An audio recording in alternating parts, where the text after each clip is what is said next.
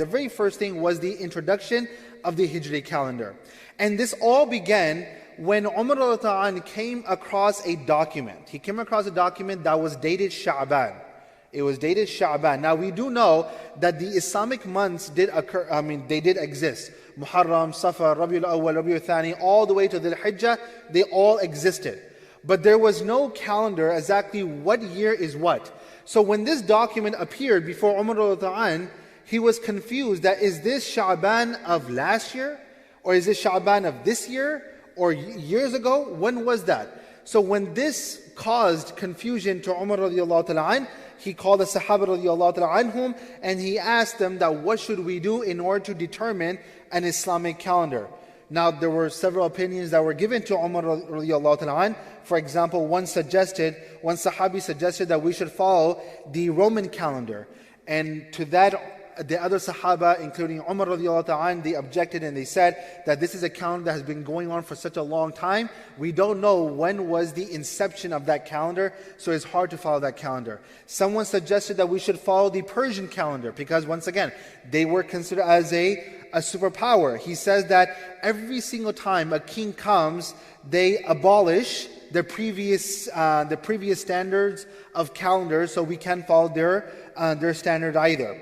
Then they looked into the hijrah of Rasulullah sallallahu alaihi wasallam, and they said that Rasulullah sallallahu alaihi wasallam, he was in Medina for 10 years, and we all know this. So he said that the Islamic calendar will begin from the time that Rasulullah sallallahu alaihi wasallam was in Medina. So we do know that this was year number 1, year number 2, 3, 4, 5, and 6, and history goes on.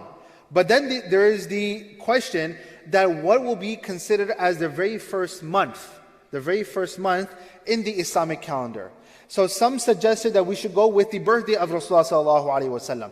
And when you study history, especially the seerah of Rasulullah sallallahu alaihi wasallam, when it comes to the birthday of Rasulullah sallallahu alaihi wasallam, there are so many different opinions. You know, there are some books that you will pick up and they will say 11th of Rabiul Awwal and that is it. But if you actually pick up the more classical books written by scholars of the past, they will give you a whole list of details that there are so many differences of opinion when it comes to the birthday of Rasulullah sallallahu alaihi wasallam. So to determine exactly when that took place was difficult. The beginning of his mission, when exactly did Rasulullah sallallahu alaihi wasallam begin his mission, that was also unclear. So we cannot start from there. The next thing is, someone suggested, what about the death of Rasulullah sallallahu alaihi wasallam, the month where the death of Rasulullah sallallahu alaihi wasallam took place?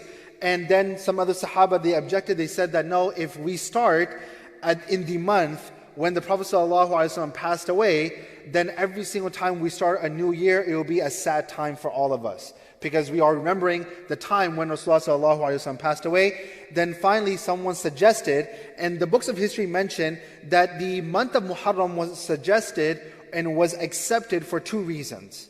The month of Muharram, as being the first month in the Islamic calendar, was accepted for 2 reasons. Number 1, the second pledge of Al-Aqaba. If you remember the history of Mecca during the time of Rasulullah sallallahu alaihi wasallam, there was Bay'atul Aqabatul Ula, the first bay'ah or the first pledge, that were the people of Medina, who were previously or formerly the Aus and Khazraj. Some of them accepted Islam. They came to Rasulullah sallallahu alaihi wasallam.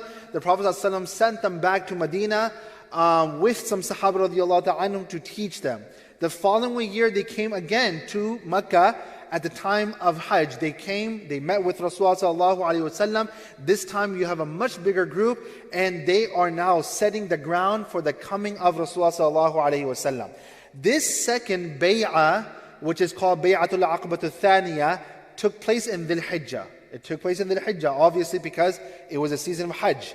The first month after that was Muharram. So they say that since this was the beginning of a new Islam, after the second pledge, this is the beginning of new Islam, so that's why we consider Muharram as the first month of the Islamic calendar. The other opinion, which is also widely accepted, which is mentioned in the books of history, is that they said that in the month of Dhul Hijjah, a person goes for Hajj. And as we all know, that there's a hadith of Rasulullah sallallahu alaihi wasallam that whoever performs Hajj, and he does not do anything indecent, and he does not engage in any kind of argumentation, and he performs his Hajj correctly, then رَجَعَ كَيَوْمٍ وَلَدَتْهُ أُمُّهُ, that he will return back from Hajj as if, and he is completely sinless as if he is born today. So this takes place, of course, in Hajj, which takes place in the Hijjah. So the new beginning of a person takes place when? In the next month, which is the month of Muharram. So Muharram is the new beginning. It is a fresh new start for a person who has performed Hajj. That's why Muharram was considered as the very first month in the Islamic calendar.